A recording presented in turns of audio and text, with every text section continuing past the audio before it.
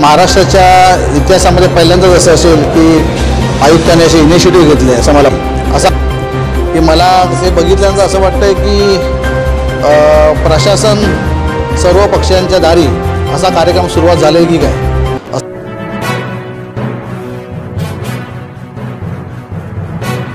असं आहे की बघा आम्ही आता पत्र रिसिव्ह केलं आहे। काल मी सन्माननीय आपले आयुक्त साहेब संजय काटकर साहेब यांनी एका ठिकाणी जाऊन आमदार प्रतापसर नाईकच्या कार्यालयामध्ये जाऊन भेट दिलेली आणि नागरिकांच्या काय समस्या ते जाणून घेतल्या आणि त्यांच्यासमोर निवेदन देण्यात आलं की काय आमच्या अडीअडचणी आहेत ते त्यांच्यासमोर मांडण्यात आलं। तर मला वाटतं की महाराष्ट्राच्या इतिहासामध्ये पहिल्यांदाच असं असेल की आयुक्तांनी असे इनिशिएटिव्ह घेतले असं मला वाटतं की मला ते बघितल्यानंतर असं वाटतं की प्रशासन सर्व पक्षांच्या दारी असा कार्यक्रम सुरुवात झाला आहे की काय असं मला जरा भास झाला।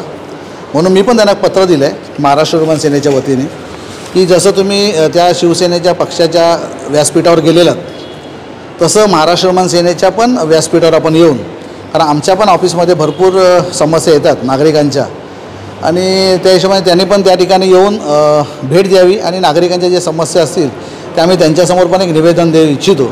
म्हणून मला वाटतं त्यांनी स्वीकार करावा आणि त्यांना लेटर दिलं आहे। आता मला उत्तर अजून आलेलं नाही पण मला वाटतं त्यांनी एक उत्तर मला द्यावं आणि आमच्या व्यासपीठावर येऊन त्यांनी आमच्या ज्या नागरिकांच्या समस्या ऐकून घ्यायच्या असं माझं मत। ऐकतो असं वाटतं की ते ऑफिसमध्ये लोकांना भेटत नाही तर तुमचं तरी कसं राहणार? 100% मला वाटतं ते ऑफिसमध्ये भेटतच नाही आहेत। अनेक वेळा आम्ही येतो, कमिशनर साहेब नाही आहेत, मंत्रालयात गेले आहेत, इथे गेले आहेत, तिथे गेले आहेत, फोनवर फक्त चर्चा होते आणि माझं असं ऐकलं आहे की फक्त बंगल्यावरनंच कामं करतात। सिलेक्टेड माणसांना अधिकाऱ्यांना बोलून त्या ठिकाणी कामं होतात आणि आमचा आरोप आहे।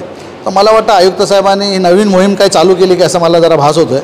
तर मला वाटतं त्याच्यासाठी कदाचित आयुक्त ऑफिसमध्ये नसतात, कारण मंगळवार दिवस हा असा आहे की सर्व जनतेला भेटायची त्यांनी वेळ दिलेली आहे आणि ते देऊनसुद्धा जर इकडे उपलब्ध नसतील तर माणसांनी जायचं कुठे? महाराष्ट्राच्यामध्ये जी समस्या आहेत, आपल्या मीरा भाईंदरमध्ये जे समस्या आहेत तर त्याचं निराकरण कसं होईल हा पण एक मोठा प्रश्नचिन्ह जनतेच्या समोर आहे आणि कामं तर लोकांची होतच नाही। तुम्ही बघत असाल कामगारांना 2-2 महिने पगार नाही, कामगारांना PF नाही, त्यांचं ग्रॅज्युटी नाही आहे, अशी अनेक समस्या, रोडची समस्या आहे मीरा भाईंदरमध्ये।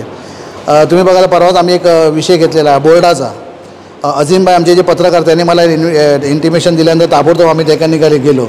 म्हणजे ज्या विषयावर तुम्ही अधिकारी नेमलेले आहेत त्यांची कुठेच ताळमेळ नाही आहे तुमच्याबरोबर, तर जनतेची कामं कशी होणार हा मोठा प्रश्नचिन्ह आमच्यासमोर आहे। तर मला वाटतं आता दारोदारी त्यांनी जायचा विचार केला आहे तर मला आमच्या पण कार्यालयात येतील आणि जनतेची समस्या ऐकून घेतील, आम्हाला असं इच्छा आहे।